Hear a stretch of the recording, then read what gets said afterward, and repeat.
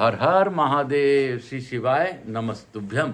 हर हर महादेव हर हर महादेव हर हर महादेव घर घर महादेव हर हर महादेव घर घर महादेव हर हर महादेव श्री शिवाय नमस्तुभ्यम श्री शिवाय नमस्तुभ्यम श्री शिवाय नमस्तुभ्यम श्री शिवाय नमस्तुभ्यम श्री शिवाय नमस्तुभ्यम। हर हर महादेव काल हर दुख हर दारिद्र कष्ट हर हर महादेव हर हर महादेव घर घर महादेव हर हर महादेव। आज दिनांक 12 फरवरी 2024 दिन भोमवार मेरे भोलेनाथ का वार। आज का अद्भुत दिन, अद्भुत दिवस, अद्भुत काम मेरे भोलेनाथ का आज का दिन है। आज द्वितीया है, शाम को तृतीया आ जाएगी और बहुत ही जल्दी बसंत पंचमी आने वाली है। तो अद्भुत दिन, अद्भुत दिवस, अद्भुत समय मेरे भोलेनाथ की मर्जी से आज हम लोग शिव महापुराण की कथा आगे की ओर पढ़ेंगे। मैं आप सबको वंदन करते हुए यहाँ के स्थान देवता, वास्तु देवता, ग्राम देवता, समस्त देवी देवताओं को प्रणाम करते हुए प्रथम पूज्य देव गणपति गणेश जी महाराज का आह्वान करते हुए उनको प्रथम पूजा करते हुए उनसे अनुरोध करता हूँ कि आप यहाँ पधार कर समस्त देवी देवताओं को आने का मार्ग दें। आवाज समस्त देवी देवताओं से अनुरोध करता हूँ कि आप यहाँ पधार कर यहाँ के स्थान देवता, वास्तु देवता, ग्राम देवता, छत्रपाल देवता, समस्त देवी देवता आप यहाँ पधार कर इस कथा का श्रवण कर हमें आशीर्वाद प्रदान करें। आज की कथा अद्भुत है, अनुपम है और सबके जानने योग्य है। मैं आकाश कुमार राजगढ़िया, बंसल गोत्र उत्पन्नो हम, उमा शंकर नारायणी देवी कांता राजगढ़िया का पुत्र। मेरे गुरुदेव आचार्य संगीत कृष्ण जी महाराज सांवरिया बाबा, मेरे कुलदेवी केशर सती माता, उनको प्रणाम करता हूँ। उनसे भी इस कथा में पधार कर हमें आशीर्वाद देने का प्रार्थना करता हूँ। मैं अपने भोलेनाथ मैया पार्वती से अनुरोध करता हूँ कि आप अपना आसन ग्रहण करें और हमारी इस कथा में गौर बिंदोरा का रूप में आप इस कथा का श्रवण करें। जिस प्रकार आपकी इच्छा हो भोलेनाथ उस प्रकार कथा करवा लें। हे महादेव, मैं आपसे प्रार्थना करता हूँ इस कथा को ऑनलाइन श्रवण करने वालों पर अपनी अखंड कृपा बनाए रखें, विश्व का कल्याण करें और समस्त मानव जाति का कल्याण करते हुए जो भी इस कथा को भावपूर्वक सुने उनका सभी कार्य को आप पूर्ण करें। आपके सिवा इस जगत में कोई भी किसी का कुछ भी नहीं कर सकता महादेव। आप ही एकमात्र देवादिदेव महादेव हैं। आप ही को मैं प्रणाम करता हूँ। आपसे अनुरोध करता हूँ कि आप भावपूर्वक ये कथा कर लें, करवा लें, सुन लें, सुना लें। मैं तो एक कठपुतली हूँ जो कि आपके इशारों पर नाचता हूँ। हर हर महादेव श्री शिवाय नमस्तुभ्यम। भोला बम बम भोला, नाचे मेरा भोला, तांडव करे मेरा भोला। डमरू बजा के तांडव करके नाचे मेरा भोला, हम सब नाचे भोले के साथ। हर हर महादेव बम बम, हर हर महादेव बम बम, हर हर महादेव बम बम। बम भोला बोलो बम्मा, बोलो बम्मा, बोलो बम्मा। बम भोला, भोला है भोला, बम बम भोला, भोला हो भोला, बम बम भोला। हर हर महादेव शंभो शंभो, हर हर महादेव। काशी काशी शिव काशी, मुक्त नगरी काशी की जय। गंगा स्नानम अहम करशेत, तत्पश्चात शिव महापुराण पढ़िसेत। बोलो हर हर गंगे, हर हर गंगे। काल हर दुख हर दारिद्र कष्ट हर हर गंगे। कल हम लोगों ने 9वें अध्याय तक उमा सहिता का पढ़ा था। आज हम लोग 10वां अध्याय में प्रवेश करेंगे। इसके साथ ही शिव कृपा से हम लोग आज शिव सानिध्य में रहकर आज 10वां अध्याय पाठ करेंगे। सनत कुमार बोले, हे व्यास जी, मिथ्या शास्त्र में प्रवर्तवती जिभ नामक नरक में जाता है, जहाँ जिह्वा के समान पतले आधे कोश के विस्तार वाले तथा तीखे फालों वाले हलों से उसे विशेष पीड़ा पहुंचाई जाती है। जो क्रूर मनुष्य माता पिता एवं गुरु को झिड़कता है, उसके मुख को कीड़ों से युक्त विष्ठा से भरकर उसे पीटा जाता है। जो मनुष्य शिव मंदिर, बगीचा, बावली, कूप, ताड़क तथा ब्राह्मणों के स्थान को नष्ट करते हैं और वहां विहार करते हैं, जो लोग काम के निमित्त मंदोन्मत्त होकर वहां तेल मालिश, उपटन, स्नान, मद आदि का पान, जल अवधिपूर्वक जल का पान, भोजन, क्रीड़ा, मैथुन तथा धूत का सेवन करते हैं, वे अनेक प्रकार के घोर इच्छुयंत, कोल्हू आदि से पीड़ित कर दुखी किए जाते हैं। प्रलयकार प्रयत्न नरक भी की अग्नियों में पकते रहते हैं। पर स्त्री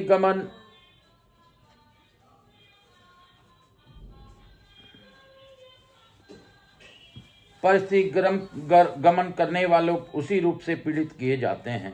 वे पुरुष अतृप्त लोह निर्मित नारी का पूर्वत आकार धारण कर दृढ़तापूर्वक आलिंगन करके सभी ओर से जलते हैं। इस प्रकार वे व्याभिचारिणी स्त्री का दृढ़तापूर्वक आलिंगन करते हैं और जोर जोर से चिल्ला कर रोते हैं।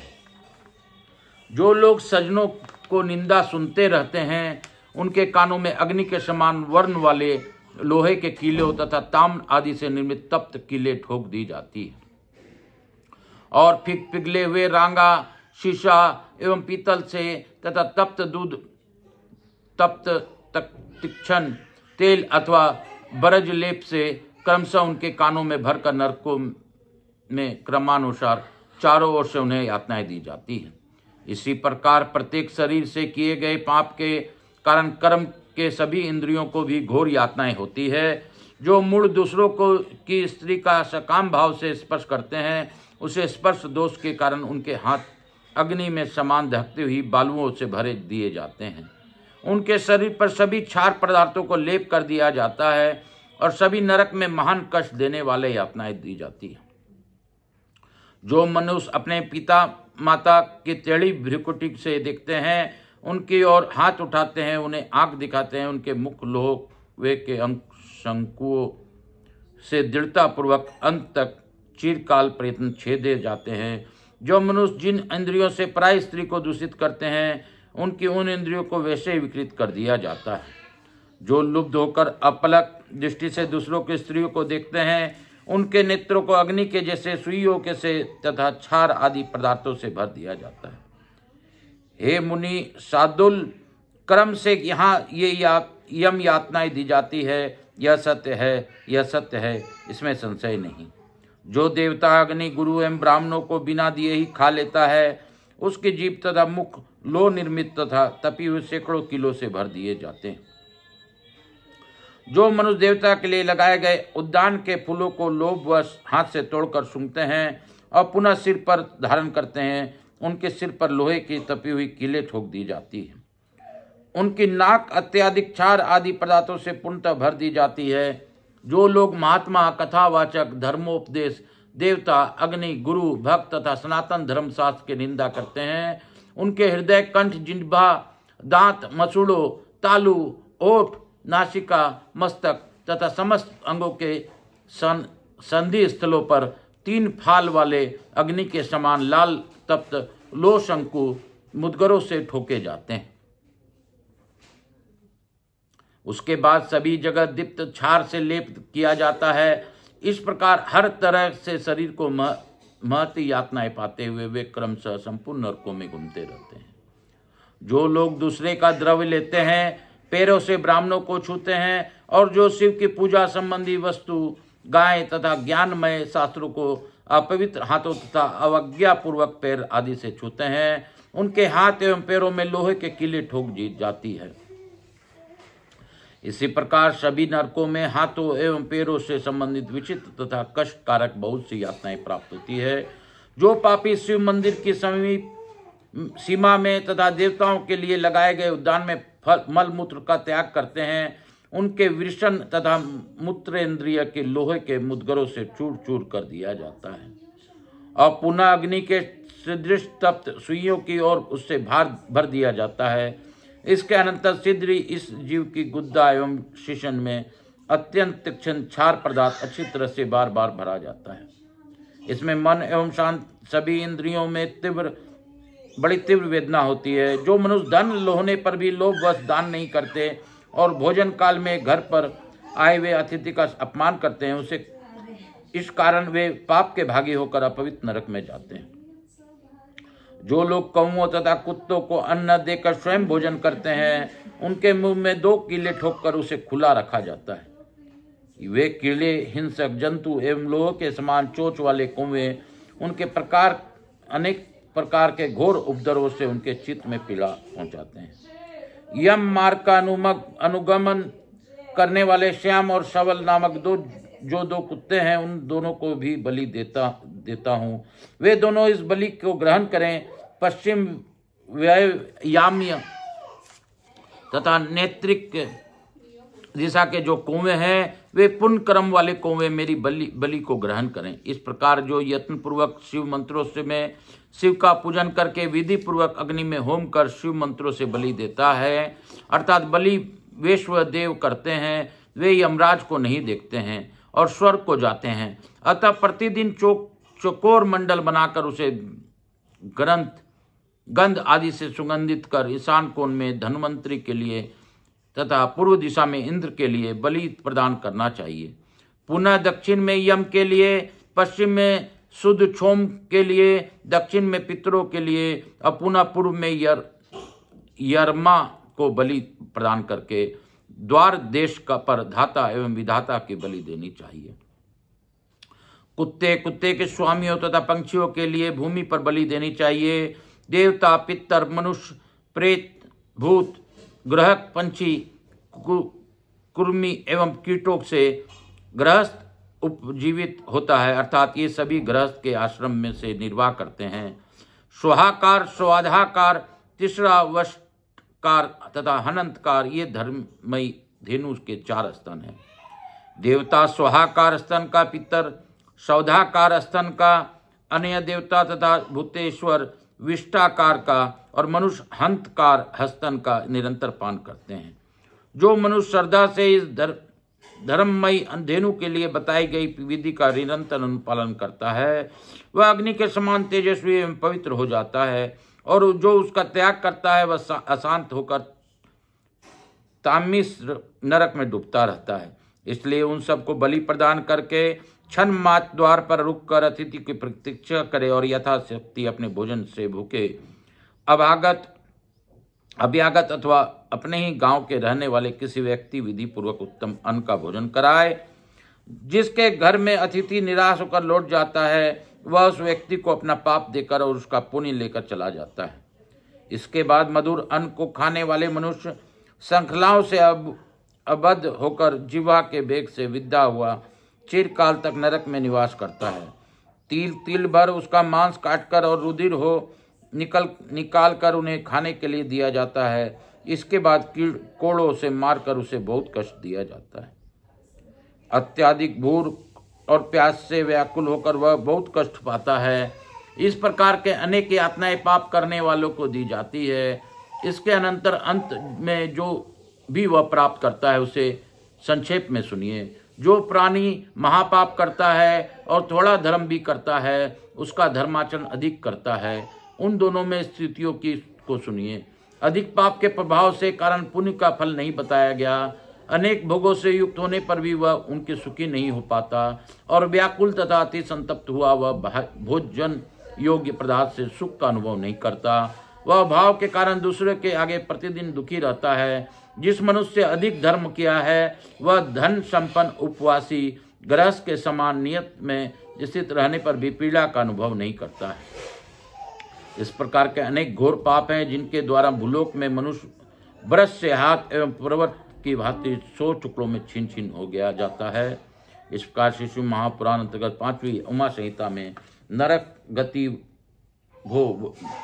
गति भोग वर्णन नामक 10वां अध्याय पुनवा। बोलो काशी काशी शिव काशी, मोक्ष नगरी काशी की जय, मोक्ष नगरी काशी की जय।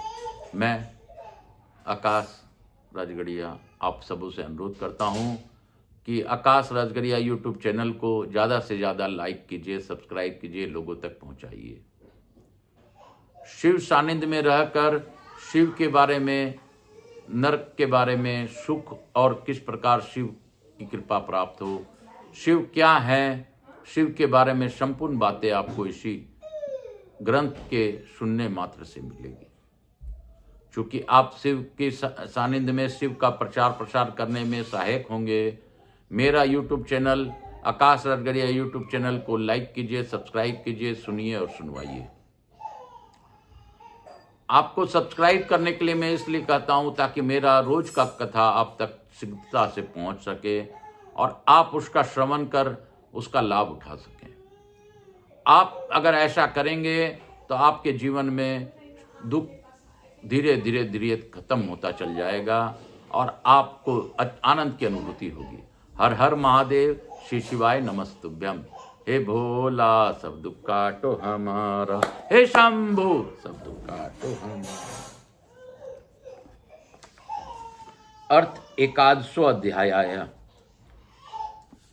व्यास जी बोले, हे प्रभु, पाप करने वाले मनुष्य बड़े दुखी से युक्त होकर यम मार्ग में गमन करते हैं। अब आप उन धर्मों को कहिए जिनके द्वारा वे सुखपूर्वक यम मार्ग में गमन करते हैं। सनत कुमार बोले, निश्चय ही आपने द्वारा किए गए शुभ अशुभ कर्म का फल बिना विचारे विवश होकर भोगना पड़ता है। अब मैं सुख प्रदान करने वाले धर्मों का वर्णन करूंगा। इस श्लोक में जो लोग शुभ कर्म करने वाले हैं, शांत चित्त एवं दयालु मनुष्य हैं, वे बड़े सुख के साथ भयानक या यम मार्ग में जाते हैं। जो मनुष्य श्रेष्ठ ब्राह्मणों को जूता एवं खड़ाओं का दान करते हैं, वे उत्तम घोड़े पर बैठकर सुखपूर्वक यमपुरी को जाते हैं। छाता का दान करने से मनुष्य यहाँ की भांति छाता लगाकर यमलोक जाते हैं। शिवी का प्रदान करने से प्राणी सुखपूर्वक रथ में गमन करता है। सैया आसन प्रदान करने से प्राणी विश्राम करता हुआ सुखपूर्वक जाता है। जो लोग उद्यान लगाने वाले, छाया करने वाले तथा मार्ग में वृक्ष का आरोपण करने वाले हैं, वे धूपों में भी कष्ट रहित होकर यमपुरी को जाते हैं। फूलों के बगीचे लगाने वाले मनुष्य पुष्पक विमान में जाते हैं और देव मंदिर का निर्माण कराने वाले उस मार्ग पर उत्तम भवनों के भीतर क्रीड़ा करते हैं। जो लोग सन्यासियों के लिए आश्रम तथा अनाथों के लिए अनाथालय बनवाते हैं, वे तो उत्तमोत्तम भवनों में क्रीड़ा करते हैं। देवता, अग्नि, गुरु, ब्राह्मण एवं माता पिता की पूजा करने वाले मनुष्य पूजित होते हुए यथेच्छ सुखपूर्वक यमपुरी को जाते हैं। दीप दान करने वाले सभी दिशाओं को प्रकाशित करते हुए जाते हैं एवं आश्रय स्थान, ग्रह आदि प्रदान करने वाले निरोग होकर सुखपूर्वक जाते हैं। गुरु की सेवा करने वाले मनुष्य विश्राम करते हुए जाते हैं। वाद्य यंत्रों का दान करने वाले अपने घर के समान सुखपूर्वक यमलोक जाते हैं। गौ प्रदान करने वाले सभी कामनाओं से संपन्न होकर जाते हैं। मनुष्य इस लोक में जो भी धन पान आदि दिए रहता है, वही परलोक के मार्ग में वह प्राप्त करता है। पैर धोने के लिए जल प्रदान करने से प्राणी जल वाले मार्ग से जाता है। पैरों में लगाने के लिए उपटन का दान करने वाले घोड़ों को पीठ पर चढ़कर जाते हैं।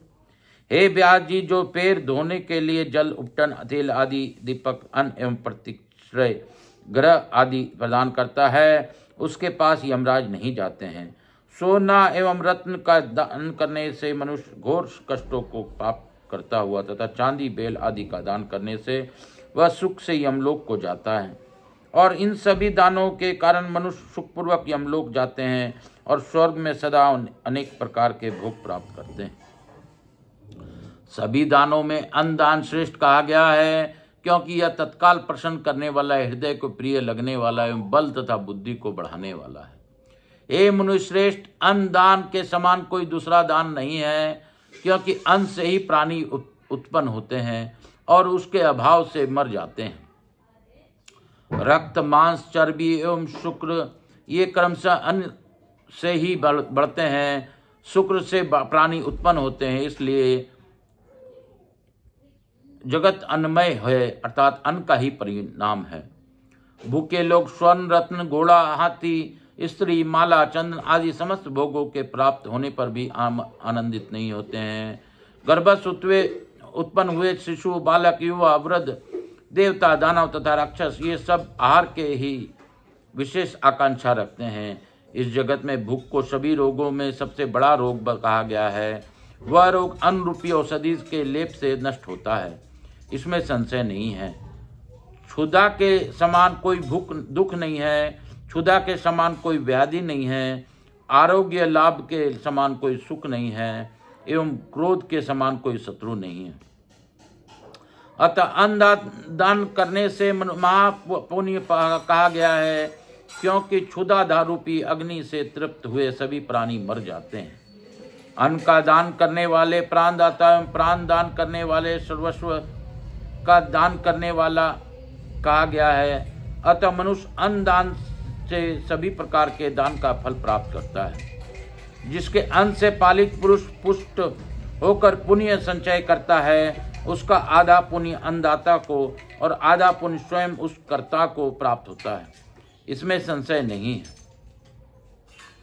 तीनों लोकों में भी जो भी रत्न, भोग, स्त्री, वाहन आदि है, उन सबको अन्न दान करने वाले इस लोक में तथा परलोक में प्राप्त होता है।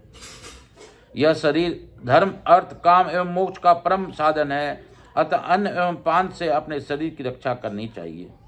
सभी लोग अन्न की प्रशंसा करते हैं, क्योंकि सब कुछ अन्न में प्रतिष्ठित है। अन्न दान के समान न कोई दान हुआ और न होगा। हे मुने, उनके द्वारा ही यह संपूर्ण विश्व धारण किया जाता है। अन्न ही लोक में ऊर्जा प्रदान करने वाला है। अन्न में ही प्राण भी प्रतिष्ठित है। ऐश्वर्य की कामना करने वालों को चाहिए कि वह अपने कुटुंब की यथोचित दुख देकर भी भिक्षुक तथा महात्मा ब्राह्मणों को अन्न का दान करें। जो व्यक्ति याचक तथा दुखी ब्राह्मण को अन्न का दान करता है, वह अपने परलौकिक श्रेष्ठ निधि के संचित कर लेता है। ऐश्वर्य की कामना करने वाले गृहस्थ व्यक्ति को चाहिए कि आजीविका हेतु यथा संभव समय उपस्थित हुए तथा रास्ते में थक कर घर आए हुए ब्राह्मण का सत्कार करे।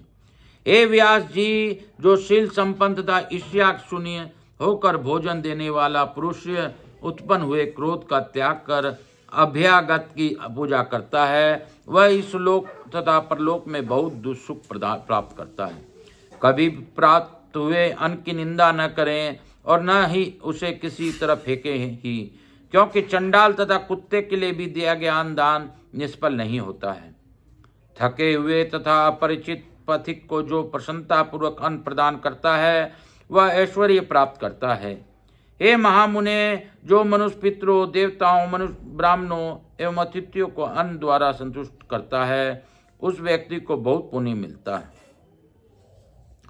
अन्न तथा जल का दान जो ब्राह्मण के लिए ही नहीं बल्कि शूद्र के लिए भी विशेष महत्व रखता है। अतः अन्न के इच्छुक से गोत्र, शाखा, स्वाध्याय तथा देश नहीं पूछना चाहिए।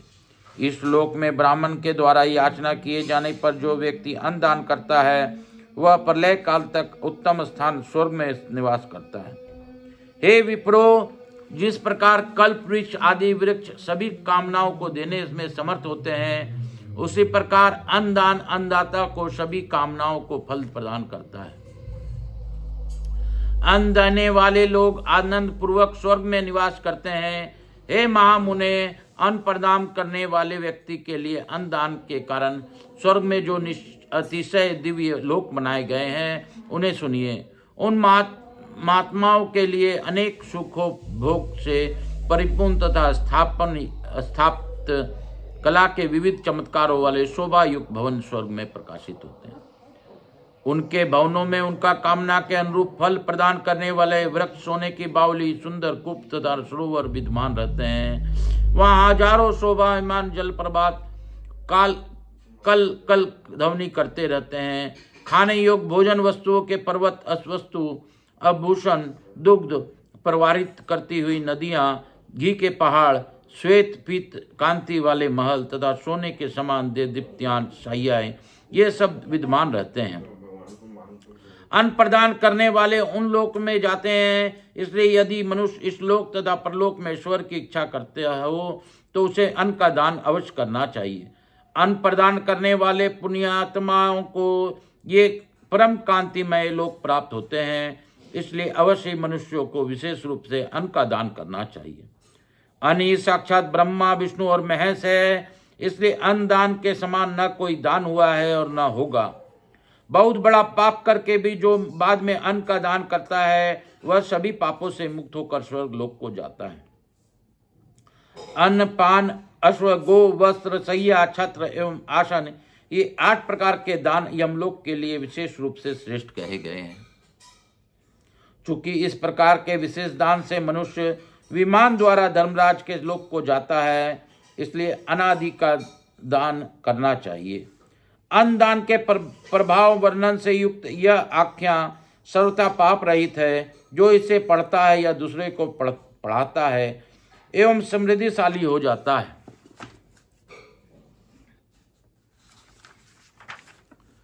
हे महामुने, जो श्राद्ध काल में इस प्रसंग को सुनता है अथवा ब्राह्मणों को सुनाता है, उसके पितरों को अच्छे अन्नदान का फल प्राप्त होता है।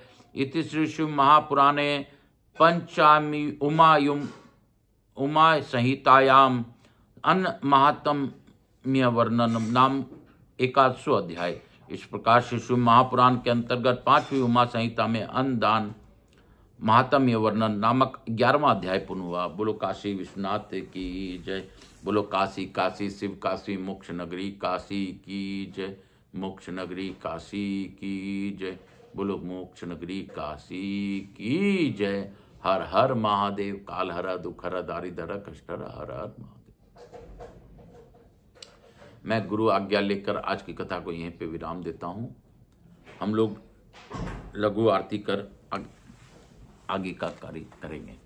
मेरे भोले की बहुत से अद्भुत लीलाएं हैं और भगवान ने बहुत सी रचनाएं की हैं, बहुत सी कलाएं की हैं, बहुत सा अद्भुत अद्भुत बातें हमें बताया है।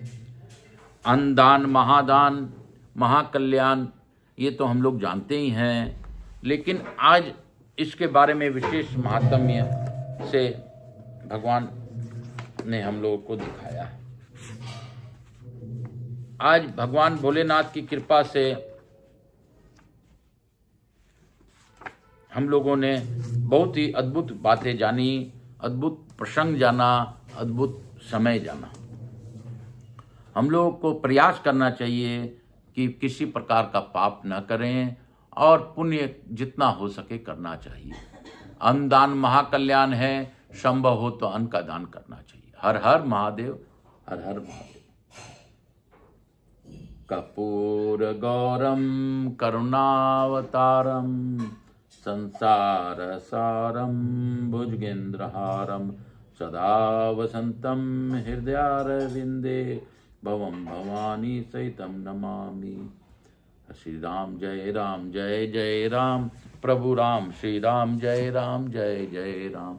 प्रभु राम श्री राम जय जय राम। रघुपति राघव राजा राम। श्री राम जय जय राम। रघुपति राघव राजा राम। हम शीतलीकरम करिष्ये। हर हर महादेव। हर हर महादेव। श्री शिवाय नमस्तुभ्यं। हर हर महादेव। श्री शिवाय नमस्तुभ्यं। हर हर महादेव। श्री शिवाय नमस्तुभ्यं। हर हर महादेव। श्री शिवाय नमस्तुभ्यं। हर हर महादेव।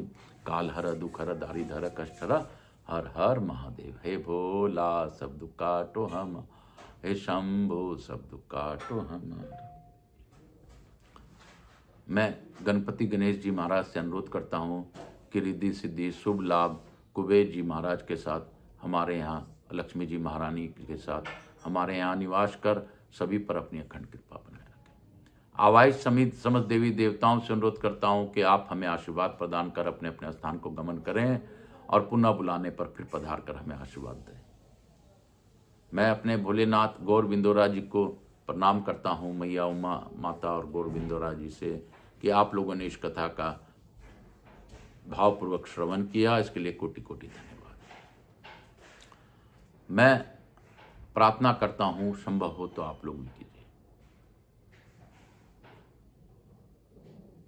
हे महादेव, मैं आकाश राजगरिया बंसल गोतुत्पुर हम उमा शंकर नारायणी देवी कांता राजगड़िया का पुत्र, सांवरिया बाबा का शिष्य, हमारी कुल देवी के सरस्वती माता, मैं अपना परिचय देते हुए आपसे प्रार्थना करता हूँ। हे महादेव, जो इस कथा का ऑनलाइन श्रवण करें उन पर अपनी अखंड कृपा बनाए रखें, विश्व का कल्याण करें।